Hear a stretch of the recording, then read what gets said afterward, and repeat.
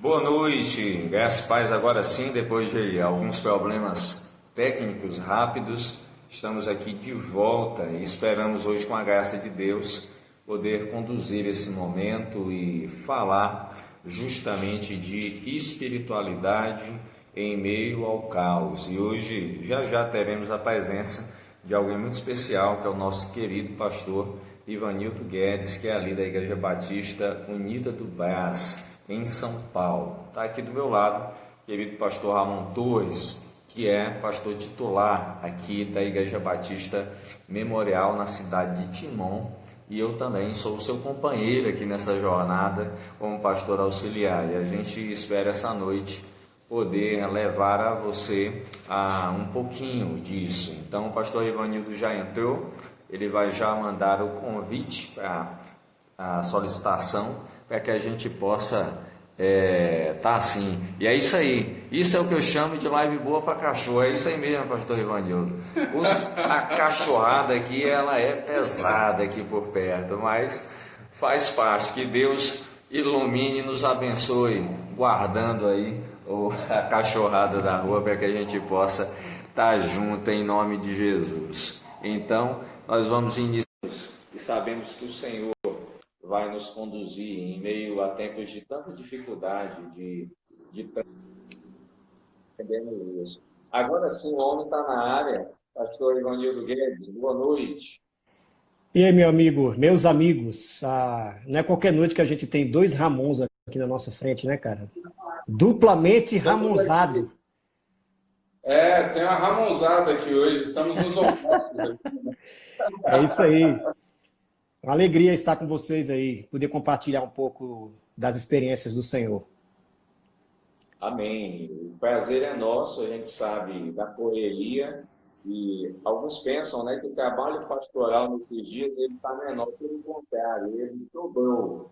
Sim, Então, sim, atendimentos virtuais, essa ajuda continua. exatamente. E essa temática que a gente está propondo para hoje à noite, de falar sobre espiritualidade no meio ao caos, é justamente o que nós estamos vivendo. E eu sei que como pastor de São Paulo capital, está no epicentro desse caos que é o coronavírus.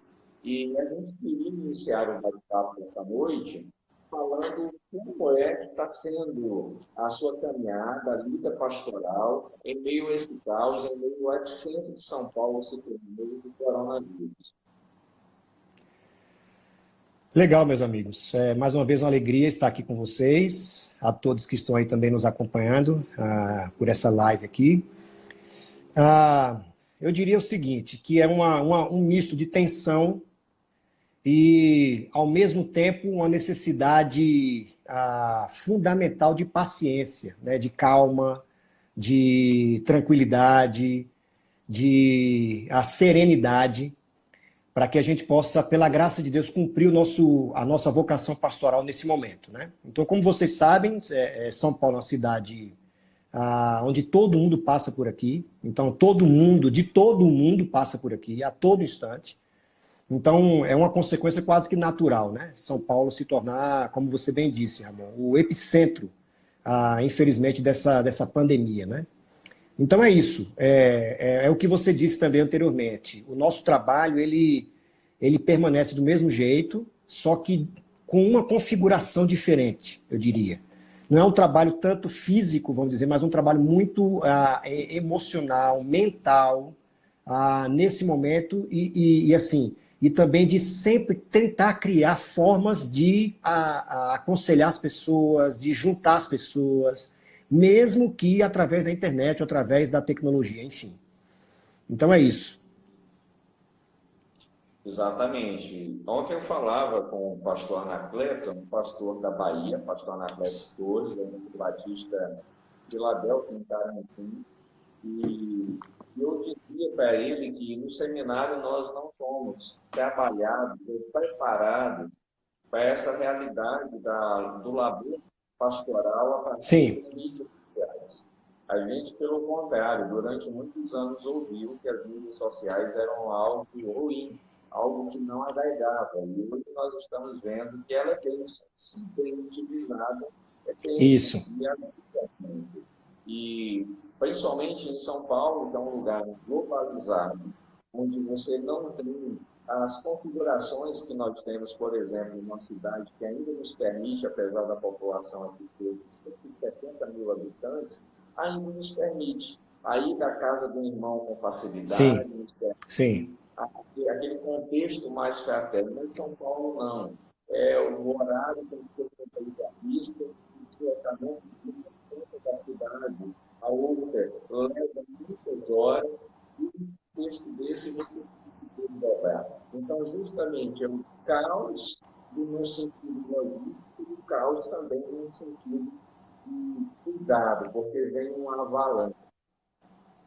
sim, sim. Eu diria nesse momento também, meus queridos Ramons, que o nosso contexto de igreja aqui, eu quero falar especificamente agora da nossa igreja, né, que é a IBUB, a Igreja Batista Unida do Brás. Pelo fato dela não ser uma igreja tão grande, ela não ser uma igreja nem de médio porte, nós temos aí cerca de 300 e poucas pessoas, se torna mais fácil a gente ter um acesso quase que direto e constante com as pessoas. Então, principalmente por meio de lista de transmissão do WhatsApp, que eu acho que é uma das formas mais pessoais e rápidas, instantâneas, né, da gente ter acesso com os membros. Algumas lideranças aqui estão usando o recurso do Zoom, que é enfim, uma tecnologia mais voltada para grandes empresas, para fazer as suas reuniões de liderança, reuniões de oração, etc. Mas quando eu quero me direcionar para todos os membros da igreja, eu geralmente tenho usado o WhatsApp através de lista de transmissão, né? Então, a lista de transmissão, vocês sabem disso, ela comporta até cerca de 256 pessoas numa lista de transmissão. Então, eu consigo praticamente atingir toda a igreja. Então, isso facilita muito a nossa vida. Então, em alguns casos específicos, o que nós temos procurado fazer aqui para ajudar as pessoas é, por exemplo, alguns idosos, algumas pessoas alguns viúvos que moram sozinhos e precisam de medicamento, precisam de feira e não podem sair de casa, a gente tem de alguma forma tentado auxiliar, mandado alguém levar lá, ou eu às vezes vou até lá, enfim, claro que a distância, né, entrego para a pessoa e vou embora, mas basicamente é o que a gente tem tentado fazer aqui para pastorear o nosso povo, né? Nesse momento, como você bem disse, um momento de caos, esse momento inusitado, né, para todos nós. Então, eu imagino quem pastoreia uma igreja de 4, 5 mil pessoas. Realmente é muito mais complexo, muito mais. Você saber ali como é que está o coração de cada pessoa, o que é que cada pessoa tem precisado, qual a demanda de cada pessoa e assim por diante. Então, no meu caso específico, pela graça de Deus, a gente tem conseguido meio que tomar ciência de todas as pessoas que estão nesse momento, enfrentando esse momento de pandemia. Ô, Ivanildo, bom, Fale. boa noite, não tinha falado nada ainda. Boa noite, senhor Ramon. A ideia, de fato, é um bate-papo, né?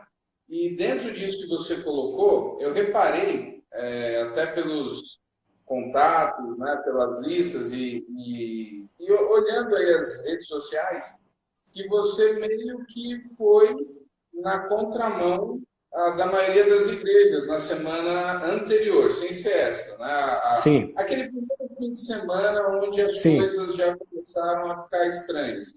E Sim. nós estávamos aqui começando a nos preparar para ter que passar por isso, por essa tomada de decisão.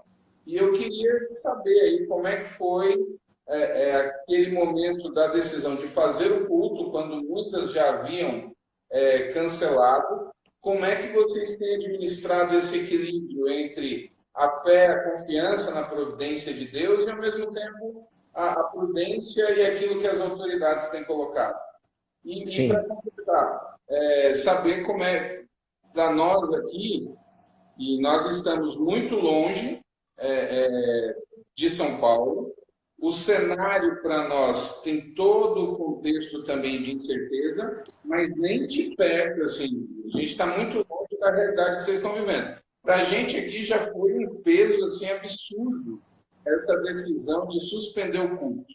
Tá? Eu queria que você compartilhasse um pouco como é que foi isso aí e até a decisão do domingo passado vocês aí já não fizeram, né? Como é que é esse momento? Boa, meu amigão, boa. Quando começou, então, a ser noticiado tudo que aconteceu, algumas grandes igrejas aqui já tomaram a iniciativa, né, de voltar atrás. Eu cito aqui dois exemplos, a IB Morumbi e a IBAB. E eu entendo o caso deles dois, dessas duas igrejas, e vocês conhecem os pastores, enfim, essas realidades eclesiásticas aqui de São Paulo, porque uma igreja muito grande é realmente muito mais difícil de você, entre aspas, controlar a rotina das pessoas e o hábito das pessoas dentro da igreja. Então, por exemplo, como é que você vai, no bom sentido, controlar que 3, 4 mil pessoas vão higienizar as mãos, que não vai nenhum idoso lá no culto, que não vai ninguém que esteja doente, enfim. Então, eu entendo a posição dessas grandes igrejas. Ainda assim, naquele primeiro domingo, que é o que você citou, uma igreja que não é tão grande, mas é uma igreja de médio para grande porte, aqui em São Paulo, que é a Catedral Evangélica, ali da rua Nestor Pestana. Eu acho que o Ramonzão lembra dessa igreja. A famosa IPI, né, a Igreja Presbiteriana Independente da rua Nestor Pestana. Eles fizeram celebração naquele domingo. Então, eu conversei com algumas pessoas da nossa liderança, da nossa diretoria, eles disseram, não, pastor, vamos tentar esse primeiro domingo. Claro que ressaltando as questões de segurança para os que têm alguma doença crônica, os idosos, crianças e assim por diante. Então, tivemos até um número relativamente interessante naquele dia. Mas, no decorrer da semana, a semana seguinte àquele domingo, a coisa piorou um pouco mais, né? Então, assim, os casos começaram a se multiplicar e a gente se reuniu e disse, não, vamos parar. Então, é mais prudente pararmos. Nós já havíamos parado alguns eventos que a gente ia ter no sábado anterior àquele domingo. Então ia ser um almoço de homens e um jantar de mulheres que a gente ia fazer. Já tinha programado há meses. Então, esses eventos a gente já tinha parado. O culto, por que é que nós não resolvemos fazer? Porque uma vez que a nossa igreja, eu repito, não é tão grande, é pequena, a gente consegue controlar um pouco mais quem vai, a higienização das mãos e etc. E as pessoas iam conseguir manter uma certa distância umas das outras, certo? Mesmo assim, quando foi na segunda ou foi na terça-feira, a seguinte, aquele domingo, nós resolvemos, então, parar por uma questão de prudência. Não é porque a gente não confia em Deus, mas é uma questão de prudência, né? O livro de Provérbios, por exemplo, está recheado de textos que falam sobre a importância da prudência para aqueles que são sábios, né? Então, o prudente vê o problema à distância e ele já se protege por saber que aquilo é um perigo, né? Que aquilo é um mal que está diante dele. Então, foi isso, foi essa situação. Eu não me arrependo da gente ter feito aquele primeiro domingo, eu acho que foi bom. O meu coração pastoral me pedia para, vamos dizer, encorajar as pessoas naquele domingo ali. Até dar uma palavra sobre, olha, gente, beleza, hoje a gente faz, mas eu não sei o que será dos próximos domingos. Então, hoje é, entre aspas, uma despedida presencial aqui para cada um de nós, para Deus nos preparar para o que virá, que a gente não sabe como vai ser. Então, foi isso. Mas tem sido uma experiência ao mesmo tempo, só que ampliando um pouco a minha fala, uma experiência nova, uma experiência interessante. Eu me sinto um pouco numa realidade bem missionária, vamos dizer assim. Bem missionária. Eu me coloco, às vezes, tento me colocar no lugar desses pastores que estão em lugares inóspitos, desses missionários que estão em terras onde o evangelho não é bem-vindo. Então, eu tento me ver um pouco nessa situação, entendeu? Então, tentando criar formas a todo instante de estar perto do povo, reunir o povo, encorajar o povo, orar pelo povo e assim por diante. Algo muito interessante e que a gente vivenciou, eu vou até pedir para o pastor Ramon comentar isso, é que justamente quando ele faz esse comentário, ele tem essa tomada de decisão, a tomada de decisão que logicamente não foi fácil, assim como também aí não foi. E acho que algo que impactou muito foi a nossa primeira celebração desse domingo, olhando para as poltronas vazias, olhando para uma realidade que antes era de um ambiente comunitário, de comunhão, da celebração, dos abraços, do aperto de mão, da gente conseguir observar no olhar do membro da nossa comunidade, perceber aquele afeto, aquele carinho, aquele engajamento.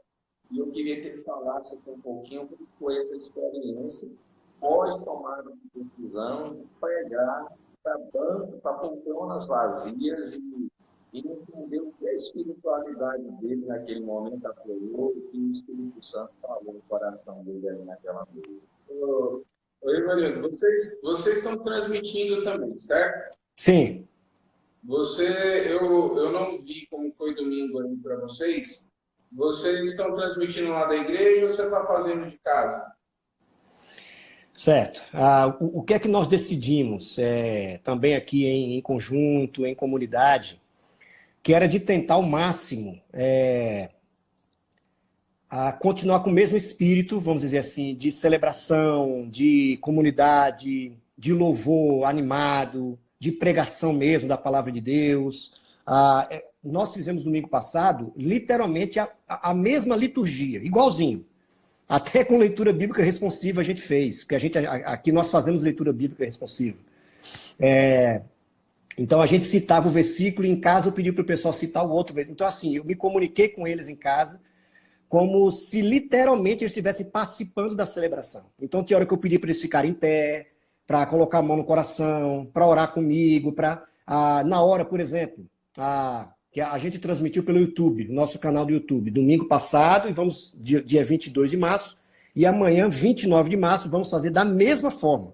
Música especial, enfim, do mesmo jeito. E o que é que nós fizemos dia 22? Na medida que a gente, por exemplo, fazia um momento de oração, eu pedi para que as pessoas colocassem os seus pedidos lá, para a gente orar ali por elas, em tempo real. Olha, coloca aqui o seu pedido de oração, digite aqui, para que a gente possa orar por você nesse momento. Então, enfim, foi inusitado, mas uma oração que eu fiz logo quando acordei de manhã, e lá também com o pessoal da igreja, a nossa equipe lá da igreja, porque, só abrindo parênteses aqui, nós levamos a equipe de louvor e o pessoal de áudio e vídeo, somente. Ninguém mais, o pessoal de música e o pessoal de áudio e vídeo, somente, ninguém mais estava lá. E fechamos as portas, ninguém podia entrar, só essa equipe, apenas essa equipe. Então eu pedi, Senhor, apesar de ser uma transmissão online, as pessoas estarão do outro lado da tela, visite essas pessoas. Eu pedi ao Senhor que, em nome de Jesus, ele se fizesse real ali na vida daquelas pessoas, apesar da distância, vamos dizer. E foi surpreendente, porque praticamente assim que nós encerramos a transmissão, começou o feedback do povo. Foi maravilhoso, Deus falou conosco, parece que a gente estava perto um do outro, parece que a gente estava dando as mãos um ao outro. Enfim, eu vejo que o Espírito Santo mesmo unindo o povo dele nesse momento, né, de luta, esse momento de sequidão e assim por diante. Então, amanhã vamos ter mais uma vez, dia 29, às 10 horas da manhã, a nossa transmissão pelo canal do YouTube, e a nossa oração é que Deus fale mais uma vez com as pessoas. É isso. Essa foi a nossa decisão. Fazer do mesmo jeito, só que apenas com a equipe de trabalho, só. Nós caminhamos de uma maneira bem parecida aqui, a gente está transmitindo pelo Face, né? Dos canais de comunicação, o que tem maior alcance é o Face, né? Sim. Agora eu vou ser sincero que assim, a experiência de estar ali diante de um auditório, né, do templo vazio, falando só ali literalmente para uma câmera, foi um negócio muito estranho. Muito esquisito. Aqui,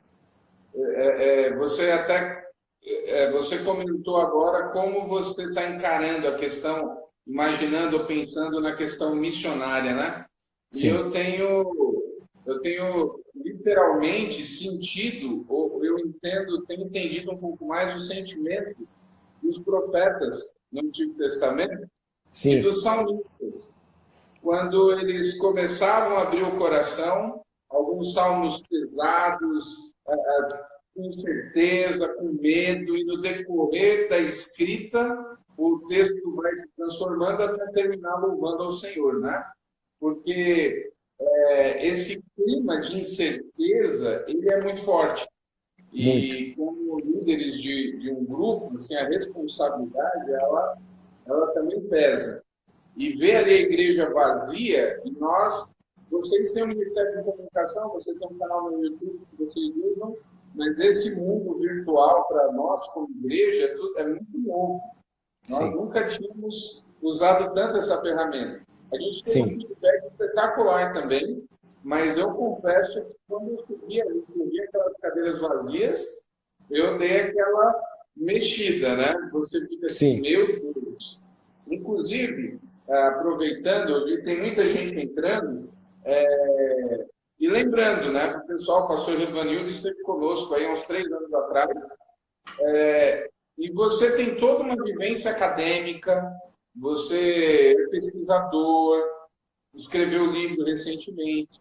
Eu queria que você comentasse como é que você está vendo esse momento agora. As pessoas começam a comparar a crise, e é complicado, mas assim, esse cenário, literalmente o mundo todo parado, como é que você tem enxergado isso e como é que você está vendo a movimentação das pessoas? Aqui eu comento com amigos pastores. Eu, particularmente, entendo que nós teremos 2 grandes movimentos, ou 2 grandes respostas para tudo isso que está acontecendo. Pessoas que irão literalmente esfriar e se desgostar, porque elas estão na igreja, querendo uma resposta rápida, querendo uma bênção rápida, e ao mesmo tempo você tem pessoas que estão sentindo um choque, estão literalmente correndo para Deus. Eu acho difícil alguém passar de maneira apática tudo isso. Qual que é a tua percepção? O que é que você está sentindo? Você está num grande centro agora, está aí no olho do furacão. Como é que você está sentindo a resposta, tanto das pessoas não crentes, quanto da tua comunidade? Boa, Ramon. Boa questão. Vamos ver por onde eu começo aqui. Eu começaria dizendo o seguinte, que em geral ainda é cedo para a gente fazer, vamos dizer, uma análise um pouco mais ampla, né? Um pouco mais robusta, um pouco mais detalhada sobre tudo isso. Mas, assim, a primeira impressão já, eu vou começar da realidade da minha igreja e depois vou pontuar algumas outras realidades que eu tenho visto, certo? Então, do nosso povo, da IBUB, graças a Deus eu tenho visto boa reação, graças a Deus. Deus tem sido bom em relação a isso, até porque, como eu disse, eu estou sempre em contato com as pessoas. Eu falo a todo instante praticamente com eles, ou através de ligação, através de WhatsApp, através, enfim, Facebook, Instagram, etc. Mas principalmente pela lista de transmissão do WhatsApp. Então, eu tenho visto boa reação da parte deles. Então, claro que todos um pouco tristes, é normal, saudosos, com vontade de estar perto uns dos outros, de estarem em contexto de igreja mais uma vez, de comunidade e assim por diante. Então, o nosso povo, até agora, pela graça de Deus, eles têm reagido bem.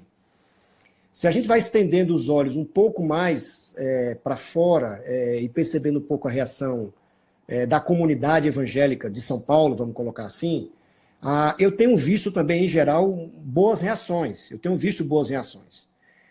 A minha preocupação, que foi até o que eu postei hoje eu até postei no meu Facebook hoje isso, a minha preocupação, na verdade, é outra, a preocupação do momento, certo? A preocupação de hoje seria outra. Eu vejo que São Paulo, o Ramon é daqui, você sabe disso, Ramon, São Paulo é muito politizado, certo? No sentido bom e ruim ao mesmo tempo. Então, tudo começa e termina na política, é o que parece, né? Então, assim, a linguagem é muito da política, as expressões, inclusive dentro das igrejas e através das relações eclesiásticas, né? Então, a política está sempre permeando tudo. Então, isso é um perigo grande que a gente tem que tomar, que a gente tem que se precaver. Então, o que é que eu tenho percebido? Parece que é uma rapidez, vamos dizer, de certas igrejas de tentar estar sempre na crista da onda diante desse momento, entendeu? Para não perder, vamos dizer,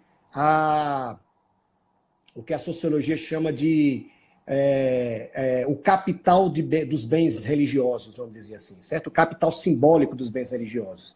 O que é que eu quero dizer com isso? A igreja quer mostrar que é solidária, certo? A esse momento. Então, ela toma uma decisão e posta no Facebook a decisão que está tomando. Então a minha pergunta é, peraí, você está postando essa decisão que você está tomando para beneficiar a sua comunidade, para abençoar a sua igreja, para avisar a sua igreja o que você está fazendo, ou para você mostrar à sociedade que você está, que você é benquisto, que você está indo pelo caminho correto, que você é politicamente correto, enfim, essa a minha preocupação. Então, o Dietrich Bonhoeffer, lá no livro dele, O Discipulado, ele tem uma expressão muito interessante, que ele chama de obediência simples, baseado no ensinamento de Jesus. Quando o Senhor Jesus nos ensina que se a sua mão direita der uma esmola, que a sua esquerda não saiba o que aconteceu. Então, essa ideia, né, é como se a minha própria consciência não soubesse do que está acontecendo, para que nunca a justiça, para que nunca o benefício fosse para mim, para que eu não queira me justificar diante da minha atitude solidária. Então, o que é que eu vejo aqui, pelo menos a princípio que eu tenho visto e o perigo que eu tenho notado, das igrejas começarem a querer pegar carona na solidariedade e ao invés de engrandecer o nome do Senhor e exaltar as bandeiras do Evangelho e as bandeiras dos valores do reino de Deus, ela reclame para si aquela decisão e aquela atitude. Então isso é perigoso, e eu tenho feito, vamos dizer, questão de não publicar nada no Facebook, porque as minhas decisões interessam à minha comunidade. Então a nossa igreja sabe de tudo o que nós vamos decidir, tudo, absolutamente tudo eles sabem, por causa da lista de transmissão, dos grupos internos do WhatsApp que a gente tem, e assim por diante, certo? Então assim, se uma decisão que a gente vai tomar vai beneficiar de alguma forma a comunidade, aí sim, a gente coloca em outras instâncias, a gente publica um pouco mais. Se não, meu irmão, eu acho que não interessa a ninguém mais, é só a sua comunidade local. Então, que a sua comunidade local saiba tomar as decisões certas para glorificar o Senhor naquele ambiente específico e para que as pessoas sejam ajudadas naquele ambiente específico. Enfim, é isso. Tentei resumir ao máximo aqui. É interessante a gente ver, porque justamente o que nós chamamos de contexto religioso está muito associado ao que nós entendemos como mercado religioso. Isso. E eu diria que esse grande mercado religioso, ele tem o seu maior estado, melhor estado em São Paulo. É onde nós temos todo tipo de oferta religiosa. E me atendo basicamente ao segmento evangélico, você tem ofertas desde que vão ao contexto histórico até o segmento neopentecostal. Então, você vai ver que protestantes históricos, não só o fato de defenderem, de carregarem essa perspectiva do lema da reforma, mas também estão sujeitos a transformarem o evangelho numa mercadoria. Isso. Como também pentecostais e neopentecostais. E como nós temos um cenário que ele está indefinido, e que até hoje, durante o dia, o pastor Ramon, num grupo que nós temos em comum, um outro pastor falava sobre correntes escatológicas. E eu me lembro agora, trago para esse momento, que em um momento como esse, nós temos a definição de qual corrente escatológica vai ter a vida toda. Então, as igrejas acabam por transformar a sua própria escatologia, se adiantando e vendendo o melhor produto. E esse produto, é o produto que nós denominamos de solidariedade. Qual igreja será mais solidária? É a igreja A, é a igreja B, é a igreja C? De forma nós vamos lutar, de forma nós vamos ter capital. Então, mesmo num cenário que alguns entendem de perceber as coisas como o Evangelho. O Evangelho me leva a ser solidário muito a possibilidade de os louros, o capital religioso, como você deve fazer, mas porque simplesmente não agir com solidariedade. E quando você traz essa questão do bom rosto, a questão da consciência, da simplicidade, é justamente entender que nós, pastores, nós temos um chamado primeiro à nossa comunidade, aqueles que estão à nossa volta. Isso. Em segundo lugar, levar essa comunidade, essa solidária com o setor. Mas isso não necessariamente implica pegar um banner, que aqui é só um exemplo, seja um banner virtual ou um banner que eu coloco na Santa Igreja ou na sociedade, a pegar e dizer da seguinte forma: é necessário agora que nós digamos ao mundo, falemos da sociedade, que nós estamos fazendo coisa X ou coisa Y. Eu acho que isso é transformar o evangelho em mercadoria, e isso acaba nos equivalendo de alguma forma a segmentos neopentecostais que nós já sabemos, não precisamos citar o nome, e transformam o evangelho nessa mercadoria. E em meio ao caos, vai ganhar aquele que oferece, e aí eu estou falando dentro da questão do negócio, aquele que oferece a melhor mercadoria e o melhor preço. E nós, enquanto pastores, jamais podemos cair nessa esparrela de vender o evangelho, seja a 5%, 10%, e dizendo outros fazem piores. Não, não importa o que eles fazem.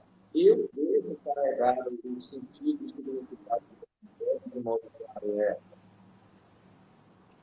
Perfeito, Ramon. Foi essa. Essa foi a minha preocupação. Eu confesso que eu fiquei inquieto,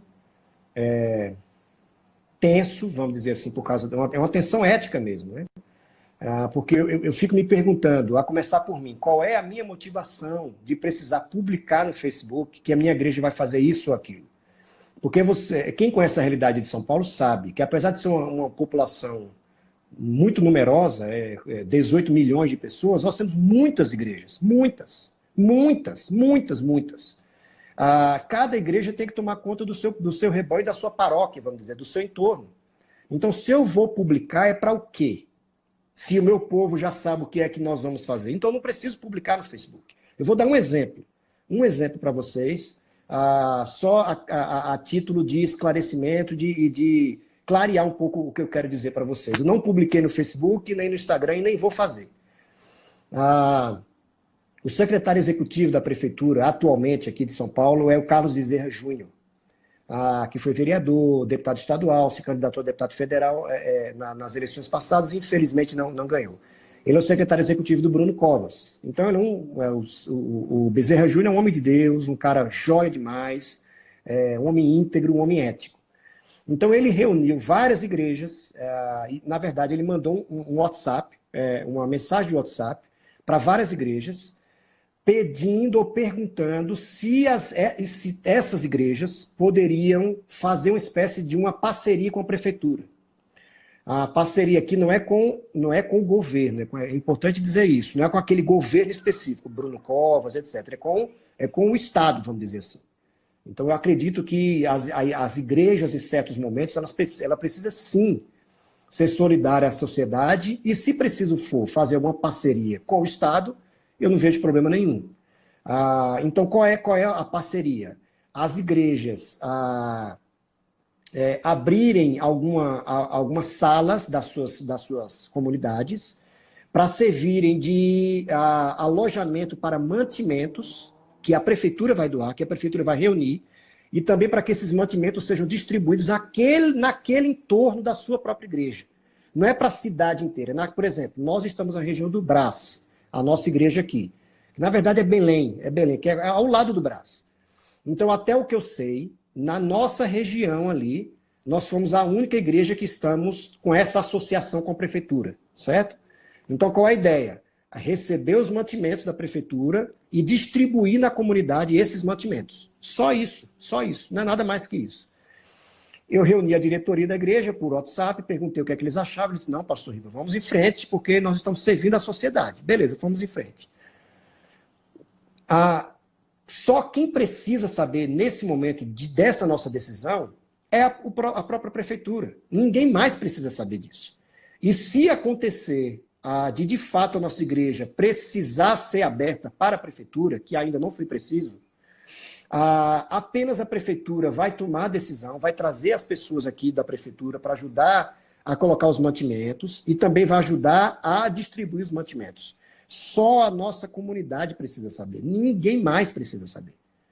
Então, o que é que eu quero dizer com isso? Eu não posso pegar carona com a essa atitude solidária da nossa igreja para tentar angariar novos seguidores, prosélitos, para mostrar, para levantar a bandeira da nossa igreja, para concorrer com outra igreja. Está vendo? Nós fizemos e a outra igreja não fez. Então, isso para mim, isso é a gente negar o evangelho, se a gente faz isso. Nós negamos o evangelho. Então, é o que o Bonhoeffer disse, obediência simples. Nós temos que atender uma demanda da sociedade que é específica nesse momento. Então, nós obedecemos ao Senhor e fazemos, mas nós não precisamos divulgar. Se alguém tiver de divulgar, que seja a prefeitura que faça isso agora. Então, a prefeitura vai dizer, em nome do Carlos Bezerra Júnior, olha, ali naquela igreja, na rua Valdemar Dória, 44, lá no Belém, vocês que são do entorno da igreja, vocês podem ir pegar os mantimentos que a prefeitura está dando para vocês. Ok? Ok. Pronto, acabou. A prefeitura é quem vai fazer essa divulgação, não somos nós. Então, é apenas a título de ilustração para mostrar que é possível a gente servir a sociedade, mas sem necessariamente reclamar o capital de bens religiosos para nós. Nós somos a comunidade. Não, cara, nós não somos nada. Nós somos servos do Senhor. É nada mais que isso. É isso. É a nossa obrigação servir as pessoas. Muito bom. Ô, Rivanildo, aproveitando a ideia até de falar na questão de espiritualidade, o que eu tenho percebido aí nesses... Vocês estão, vou usar a expressão, é engraçado falar quarentena de 15 dias, né? É um negócio meio diferente. Vocês estão aí na nossa frente, acho que a questão de uma semana. O que eu tenho reparado aqui, lendo comentários, vendo, é que, de certa maneira, aquele debate ou aquela questão do ser igreja não depende do prédio ou do ajuntamento, muita gente citando, mas eu percebo alguns dizendo, querendo levar para o lado de que é completamente dispensável o ajuntamento, né? E aí em São Paulo tem um movimento muito mais forte do que na nossa região, que são dos desigrejados, de pessoas que gostam de dizer que são igreja, que não precisam de um grupo. Como é que você tem visto isso? E o que é que você poderia falar a respeito nesses tempos em que o ajuntamento está suspenso? Qual que é a importância? Por mais que nós, como pastores, sintamos, agora as pessoas aí ao redor, você vê um certo perigo nisso, de alguns entrarem na onda e dizer que não precisa? Como é que você enxerga isso? Boa questão, boa questão.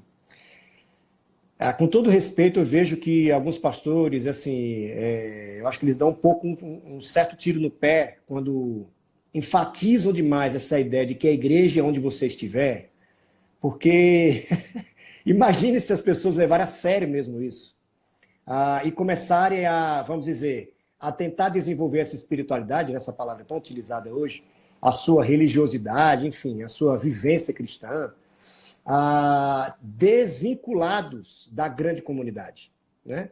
Então, eu acho desnecessário a gente tocar nesse tipo de coisa. Pelo menos assim, esse é o meu ponto de vista, né?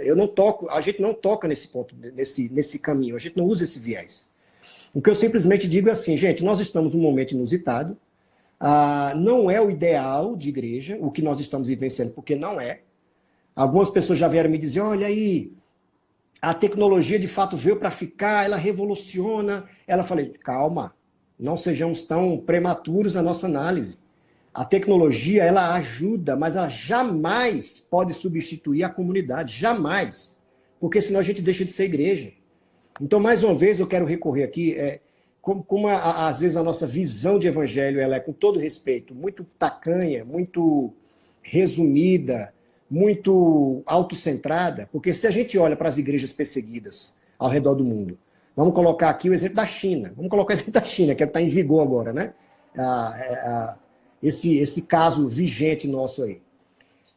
O que eu ouço falar da igreja subterrânea na China é de que eles fazem de tudo para estar juntos. De tudo.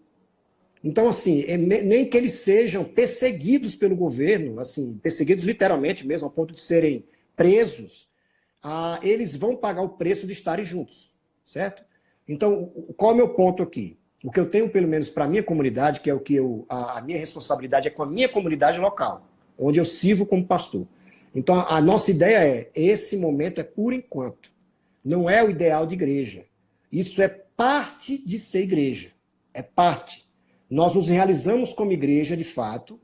Claro que a igreja, ela acontece no dia a dia, eu concordo. Mas se nós olharmos, gente, desde quando Jesus começou a andar com seus discípulos, desde quando ele começou a andar com seus discípulos, a ênfase do cristianismo sempre foi estar juntos. Sempre foi a comunidade. Sempre foi o ajuntamento. E não só em pequenos grupos, como a gente conhece. Não só nas casas, vamos dizer. Mas a comunidade inteira junta mesmo, de fato. Então eu vejo assim, eu sou muito, vamos dizer, conservador nesse ponto. Eu acredito que a gente não precisa ir nem para o extremo nem para o outro. Nós sabemos que o prédio não é o templo, a gente sabe disso. Mas ali é o lugar onde nós instituímos, escolhemos, consagramos para nós nos reunirmos semanalmente como povo de Deus. Então a gente não precisa ir para os dois extremos, certo? Se a gente quiser aqui aprofundar um pouco mais o assunto, eu queria indicar um livro. Eu acho que para quem está nos assistindo aí, se quiser aprofundar um pouco mais esse tema, na verdade 2 livros. Eu li esses livros no ano passado. São 2 contrapontos interessantes. O primeiro livro ambos são da Mundo Cristão, da editora Mundo Cristão. O primeiro livro é Por que Amamos a Igreja, do Kevin DeYoung. Um livro interessantíssimo. Por que Amamos a Igreja, do Kevin DeYoung. O Kevin DeYoung, ele faz, vamos dizer, uma apologia contra essa ideia de igreja Starbucks, que foi muito divulgado nos Estados Unidos nas últimas décadas. Essa ideia de que você pode estar numa cafeteria junto com alguns jovens, que ali é a igreja. E ele trabalha teologicamente, biblicamente, historicamente, que é uma furada esse negócio. É uma furada. Ali não é a igreja. Ali são irmãos em Cristo que estão reunidos, em nome de Jesus, mas não é a igreja. Kevin DeYoung, o segundo livro, que esse é mais recente, Cartas à Igreja, do Francis Chan. Francis Chan, o famoso plantador da igreja Cornerstone, lá na Califórnia. E que depois ele saiu para começar um movimento de pequenos grupos. Então é bom ler os 2 livros ao mesmo tempo, porque eles são um contraponto, vamos dizer assim, mesmo que inconsciente, mas são um contraponto um ao outro. Então, resumindo a história aqui, gente, para mim esse não é o ideal de ser igreja, isso é parte do que é ser igreja, ou seja, a igreja espalhada, a igreja na diáspora. Isso é parte do ser igreja, mas não é o todo. A comunidade, a reunião dos irmãos semanalmente, juntos todos, é importantíssimo. Isso é de fundamental importância para alimentar a fé. Isso é importante porque traz de volta o sentido comunitário.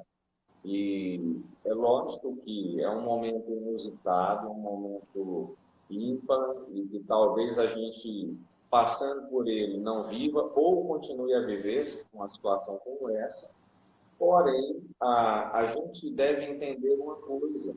A instituição da igreja, no sentido coletivo, comunitário, onde eu falava que Atos, capítulo 2, versos 42 ao 47, eles não são uma ilusão. E se bem interpretados, nós vamos perceber o seguinte: esses irmãos estavam reunidos em modo regular nas suas casas e no templo. Não há uma separação, mas há um equilíbrio dessa espiritualidade, dessa vivência comunitária. E hoje em dia, muitas vezes, como você bem colocou, essa vivência Starbucks, essa vivência de entender eu sou igreja, esse indivíduo não pode ser igreja descolado do seu próximo. E o seu próximo é o seu irmão, o seu próximo são os atos de solidariedade que são feitos a partir desse ajuntamento, e algo que nós chamamos de espiritualidade mística, que está ali a partir do templo. Isso é muito mal confundido a partir da má interpretação do Antigo Testamento, da experiência da adoração. Mas quando nós partimos para o Novo, nós entendemos que se eu sou o templo do Espírito, eu sou uma pequena parte, uma pequena pedrinha de toda uma catedral espiritual que se faz unida e perfeita e vivendo na vida quando está junto. E o templo se torna esse espaço de celebração, esse espaço onde as várias caras, as várias ex-crenças que se juntaram para pedir uma crença que é Jesus, as várias raças se unem a partir da proclamação e exaltação do Senhor. Então, nós precisamos de uma realidade, como o pastor Ramon falou, é a pergunta porque os jovens, os adolescentes, em massa têm caminhado por isso, por desconhecimento da própria história cristã, o próprio desconhecimento do beabá do Evangelho, dos próprios quatro evangelhos que Jesus disse. Até aproveitando aqui para fazer, estava vendo os comentários, eu estou baixando a cabeça porque eu estou lendo aqui a minha visão, mesmo restaurada pela cirurgia, não acompanha na distância que está aqui o celular, eu não consigo ler. Então, você fez cirurgia, cara? Fiz, rapaz, eu tive coragem, o Senhor me curou através dos médicos. Legal. Então, eu estou vendo aqui, e aí até para fazer uma legenda para muita gente aqui, nós não temos Starbucks em Teresina, nem Timon. Então, para quem não entendeu esse negócio de igreja Starbucks, né, é uma cafeteria. É a famosa cafeteria. Famosa cafeteria. Essa ideia de que você, de fato, não precisa estar vinculado a uma denominação, não estar congregando efetivamente, você é a igreja onde você estiver. Isso tem sido muito uma questão que realmente tem chegado aqui, né? Já com certeza nós temos pessoas aqui pensando isso, de vez em quando como pastores, nós escutamos, nós vemos pessoas que começam a questionar, elas se envolvem demais em outras coisas e começam a comentar a respeito, será que precisa mesmo estar congregando? Né? E uma solicitação aqui, a gente tem o Gil Frank, que está online, está participando, ditando bastante, ele pede para você repetir os dois livros, e qual é o editor. Então, repete os dois livros aí, por favor. Repito. Infelizmente, o primeiro, enfim, ambos os livros são da editora Mundo Cristão. Infelizmente, o primeiro que eu vou citar agora deles, ele está, pelo menos até onde eu sei, esgotado. Mas eu acho que estante virtual você consegue. Então, o primeiro deles é Por que Amamos a Igreja, do Kevin DeYoung. Kevin DeYoung. E o segundo é o Cartas à Igreja, esse ainda tem em circulação, porque ele foi lançado no ano passado. Cartas à Igreja, do Francis Chan. Francis Chan é aquele autor famoso do Louco Amor, aquele livro que vendeu feito água. O famoso lá do Louco Amor. Então, eu só queria colocar mais uma questão sobre isso que a gente pontuou agora, sobre essa questão da igreja, né, na famosa pós-modernidade, enfim, essa espiritualidade da pós-modernidade. Uma das ênfases, eu acho que uma das características, vamos dizer, dessa espiritualidade nova aí, é uma espiritualidade desvinculada de laços com lideranças, certo? Então, ela é uma espiritualidade autodirigida, ela é uma espiritualidade autogerenciada, autônoma, quase que absolutamente autônoma, e que não aceita nada vindo de fora da própria pessoa. Isso é, na verdade, uma ênfase quase que em qualquer instituição do mundo contra a noção de autoridade, né? Contra a noção de autoridade. Então, Kevin DeYoung pontua muito bem isso lá no livro, lá no Por que Amamos a Igreja, quando ele diz que a ênfase no Novo Testamento sobre questão de liderança, até de hierarquia, ela é clara. É clara. Por quê? Porque a igreja ela está fundamentada na Trindade. Então, até na própria Trindade, existe uma noção de hierarquia. Você vê a figura do Deus Pai, que, vamos dizer, articula todo o plano de salvação, e nós temos ali o Filho sendo enviado pelo Pai, ainda que seja Deus, claro, evidentemente, mas ele é enviado pelo Pai, e o Espírito que é enviado por ambos, né? Pai e Filho. Então, a igreja, ela também deve resguardar uma noção de autoridade. Assim, claro que acima está o próprio Deus como autoridade da igreja, como cabeça da igreja, o próprio Jesus como cabeça da igreja. Mas é claro também a ênfase bíblica de que ele institui homens e mulheres também, para liderarem a igreja. Certo? Está claro isso. Então, por exemplo, a gente começa ali no Novo Testamento em termos de liderança, a gente tem a figura de Jesus, depois os apóstolos, e depois dos apóstolos nós temos os pastores. Não que eu estou dizendo que os pastores têm a mesma, vamos dizer, a mesma importância no plano da salvação, da redenção, que os apóstolos. Não é isso.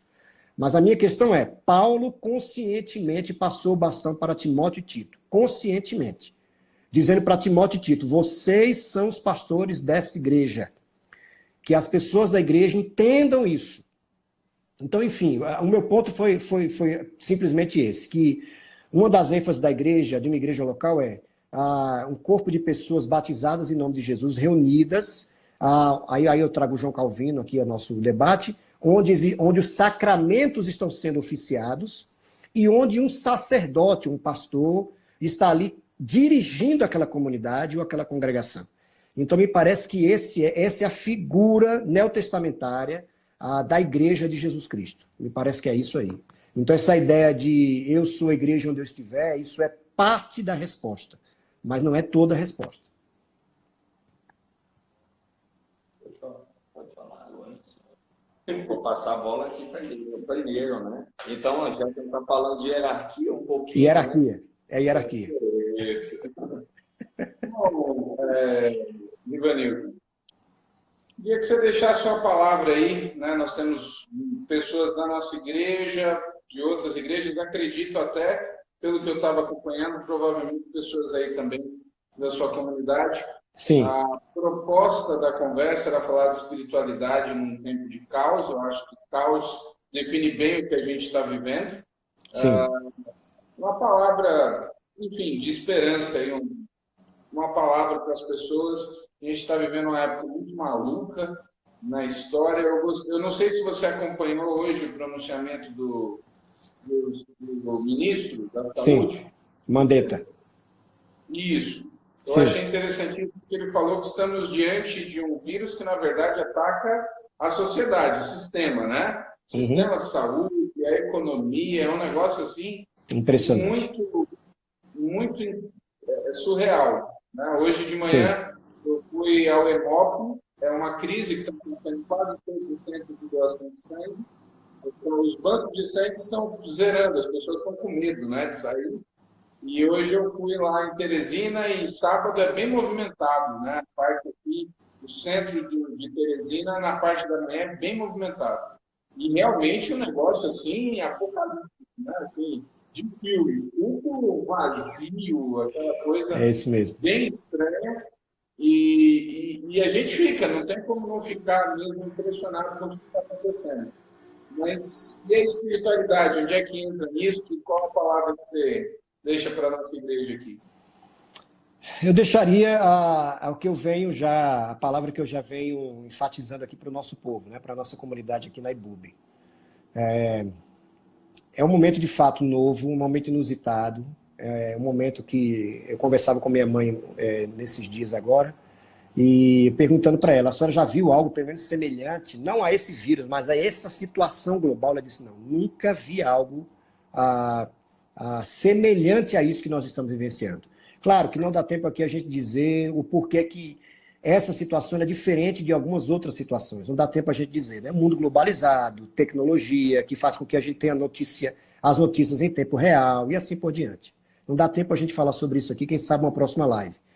Mas a minha ênfase que eu colocaria aqui é a seguinte.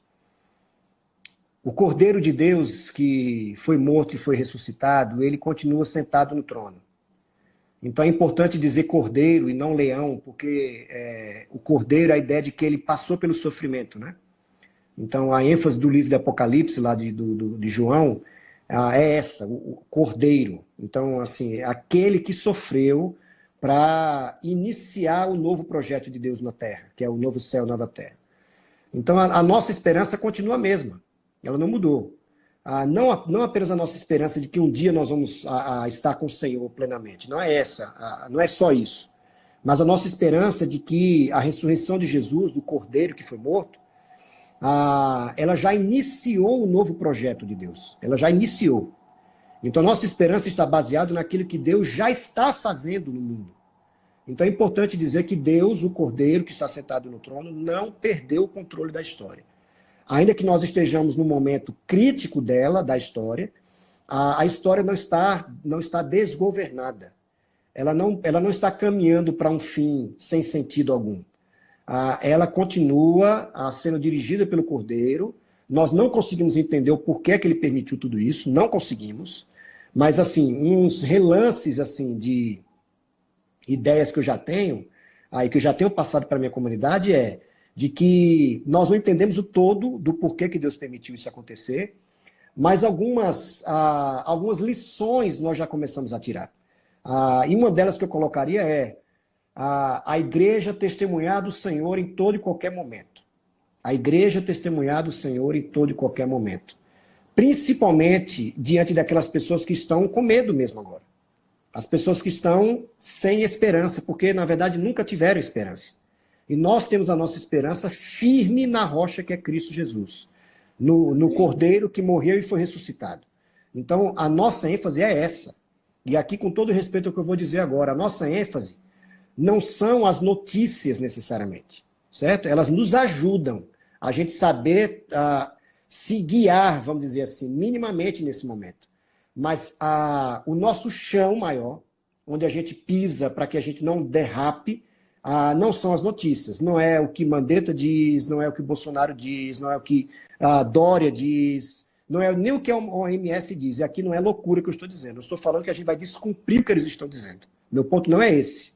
Meu ponto é o seguinte: tem muita gente só olhando os noticiários e não indo para o quarto orar. É isso que eu quero dizer. Tem muita gente apenas de olho no WhatsApp, no Facebook, no Instagram, se empanturrando de notícias catastróficas, apocalípticas, se desesperando e não pega a Bíblia e vai para o quarto orar e meditar para que Deus fale com ela. Né? Então, assim, é o momento do povo de Deus colocar a mão na cabeça, na consciência e entender de fato que esse é o momento da gente praticar tudo que a gente acredita. Tudo que nós acreditamos do Senhor Jesus. Então é isso. Como alguns autores dizem, o máximo que pode acontecer com a gente é morrer. Só. Nada mais do que isso. Nada mais do que isso. Sem querer ser catastrófico aqui, mas nada mais do que isso. Então, assim, a gente não fala, a gente canta nas nossas músicas, né? Quando eu morrer, eu vou me encontrar com o Senhor. Tal. Quando a gente está diante do caos, parece que a gente esquece de tudo que a gente acredita, né? Então é isso, gente. Eu não quero aqui ser pessimista de forma alguma. Pelo contrário, eu sou otimista, mas no Evangelho de Jesus. O Evangelho nos garante que sim, apesar de tudo estar acontecendo, nós podemos ter bom ânimo. É isso. E eu acho interessante, porque eu me lembro que até pouco tempo atrás o pessoal gostava de cantar uma música assim: Maranata, vem Senhor Jesus. Né? É isso. Levantava as mãos para o céu. Eu não vejo a hora de Jesus vir, eu quero que ele venha. Aí veio o coronavírus e toda essa situação. É isso aí. E agora, será que o Senhor está você quer ir? Não, mas eu ainda tenho tanta coisa para fazer. Uns querem casar, outros querem a casa própria, outros querem o automóvel. Então, agora chegou a hora, como você disse, que nós vivemos o Evangelho mesmo. É isso aí. Estar preparados para qualquer situação. Se porventura for, que eu não acho que seja o prenúncio da volta do Senhor. Não, eu não iria tão longe. Que nós vejamos, se for num mundo hipotético. Eu não creio, mas nós devemos encarar, como você disse, em oração, em santidade, em otimismo, com responsabilidade por isso. Nós não podemos apenas abrir os nossos ouvidos e receber essas notícias, introjetar e ser um portador somente da má notícia. Vai acabar, tu viu que a OMS disse, é uma pandemia apocalíptica, daqui a pouco vai estar todo mundo estilo teu álcool em 10, tem gente que exagera em tudo. É isso aí. É um teste espiritual. Para mim, para você, enquanto pastor, para o pastor Ramon, para todos os pastores e para os nossos queridos e amados irmãos. É por isso que a oração individual, a oração comunitária ela é importante. E a leitura da palavra para nos guiar, para nos nortear em tempos de crise. Amém, meu irmão. É isso. É isso. É nisso que nós temos que crer. É isso aí. Muito bom, Ivanildo. A gente agradece aqui de coração. Amém. Pelo que eu estou vendo aí, né, o que mais está acontecendo agora são lives de temas. Meu amigo, tudo que você imaginar agora. 15 segundos para encerrar. Vai encerrar aqui, então. Um grande abraço, brigadão. Beijo no coração. Vamos falar de novo, viu? Teremos outros momentos. Deus abençoe. Vamos nessa. Tá bom? Amém. Valeu. Obrigado pelo convite. Tamo junto. Beijo no coração. Valeu.